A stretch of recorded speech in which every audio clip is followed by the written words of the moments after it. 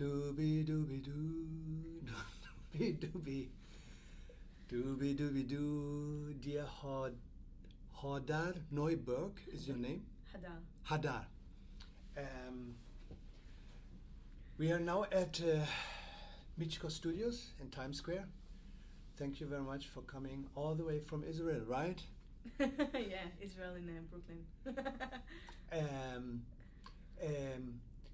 I know that you came to New York in 2003. Is it correct? When you were 21 years old? I was 21. Yes. Okay, so before that, I'm sure you had lived for a while in your country, Israel, right? Yes. So could you, actually, the reason why I was really interested in meeting you and doing this interview is because in March I checked out YEMEN Blues at the Poisson Rouge, and I was aware of you because your flute playing was so strong. Thank you. And the other thing is because I'm Iranian, I'm supposed now being your enemy. So actually this constellation, an Iranian in New York, editor of a magazine, interviewing somebody from Israel might be not something good for people in my country. The government, they could arrest me maybe for that, So, but I don't care. And recently I have met a couple of Israel musicians here in the studio as well. So I'm getting aware, more and more Israelis are. Am I right? Yeah, there is a huge scene of Israelis here, mostly in the jazz scene, but all over New York, playing in different styles. It's amazing. Every year it's like a wave of Israelis.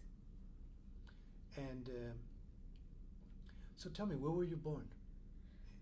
Was born, I'm from Holon.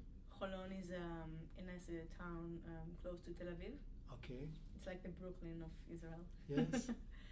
And not much is happening there, but it's close to Tel Aviv, so a lot of stuff is happening in Tel Aviv, so it's really good to be able to travel. And you were born 1982. Do you remember when you were born? Can you remember anything from your birth on? From my birth? No, but you know how sometimes people tell you so many stories, then you already think like you have a memory of the stories, but it's not really memories, like someone planted a memory in your brain. So I remember more like around age 5 or 4, kindergarten, some things like that. And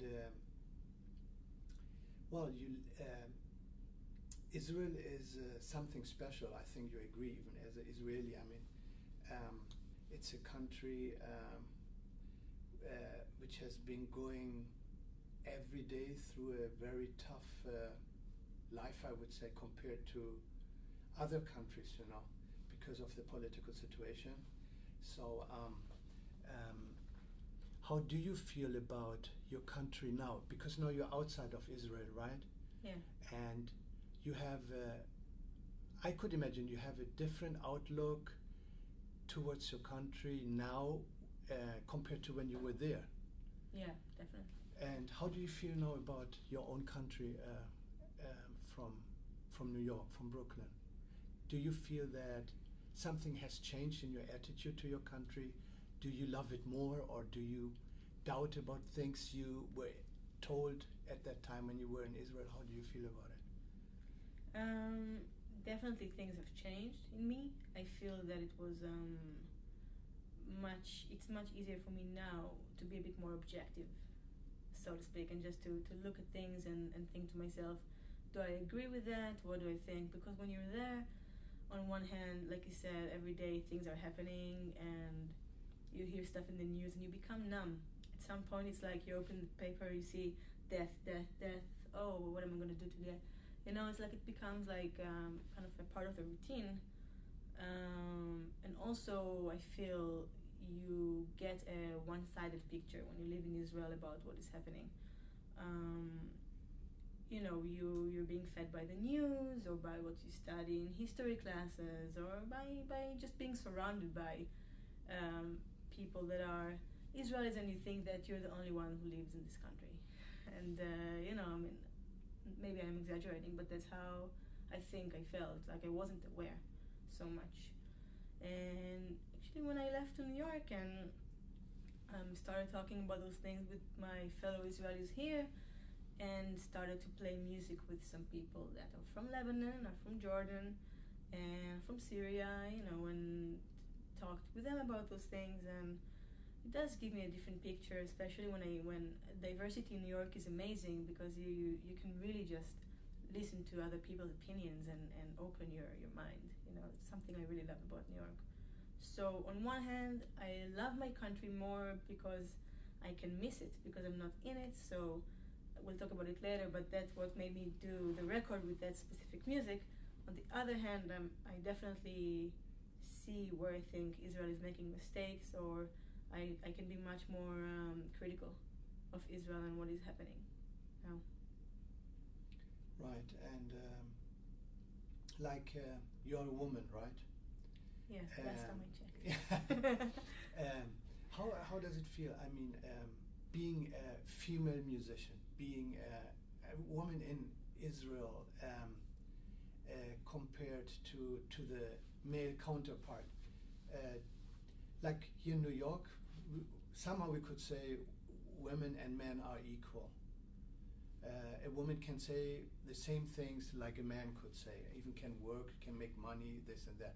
How is it in Israel for being a woman? Is it easy like here in America, or do you feel there's still some, even in Israel, there's some discrimination?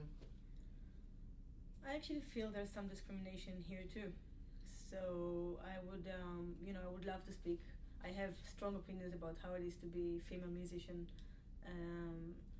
but it doesn't have to do with Israel. I feel the same here than I feel in Israel. In Israel, I had a lot of freedom.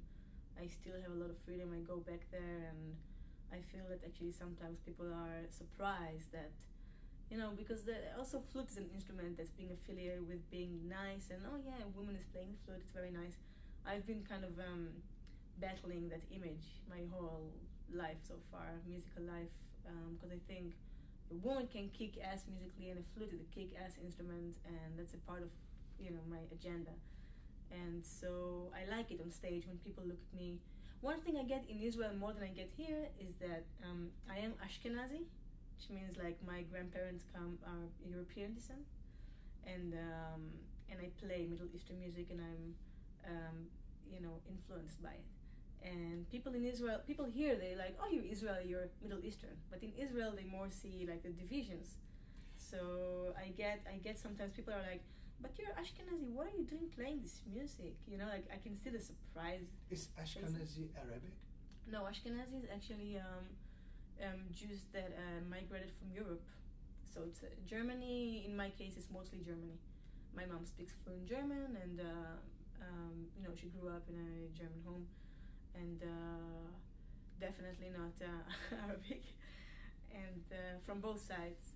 And in Israel, I could really feel, actually, since I left and came back with playing more like Middle Eastern music and Arabic music, that some people look at me and they're like, this Ashkenazi woman is playing, Middle Eastern music, and that's weird.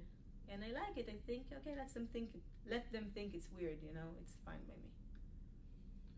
Oh, that's interesting. Actually, I wanted to talk about it later, but no, it's very good. So, can you remember when was it the first time you heard a sound which was like a sound which impressed you? It could be music, it could be a train sound, I don't know.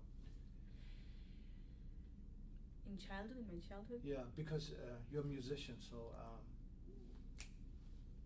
the first... I think my whole family is very musical, and both my sister and brother actually are older than me, and they played musical instruments. My sister played flute and my brother played clarinet. So I feel I was kind of born into a situation where, of course, you're going to play an instrument. So even when I was 6 years old and I picked up a recorder, I really enjoyed playing music, and I think my parents bought me this small keyboard. And at some point I used to listen to the radio and figure out that I know what I'm hearing. I mean, I didn't know it's called perfect pitch then, but I knew that I was enjoying playing those songs. So I guess that was my connection. So that's your first memory. First memory is like being in a recorder class and what age were you? 6 or 7. And the first instrument you played was the flute then? The recorder. No, after the recorder. The recorder. 10 years old I started the flute. My sister was a flutist, so I looked at the flute and I'm like, oh, that's a nice instrument. And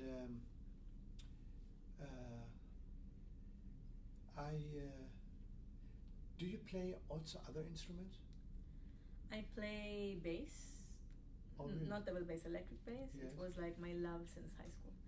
And actually I didn't touch it for a while, and lately I've been playing with some singers, so I've been doubling on flute and bass, which makes me very happy. And I also play, I'm a self-taught guitarist and pianist, but I don't play saxophone or anything like that. Okay, good. That's the end of part 1.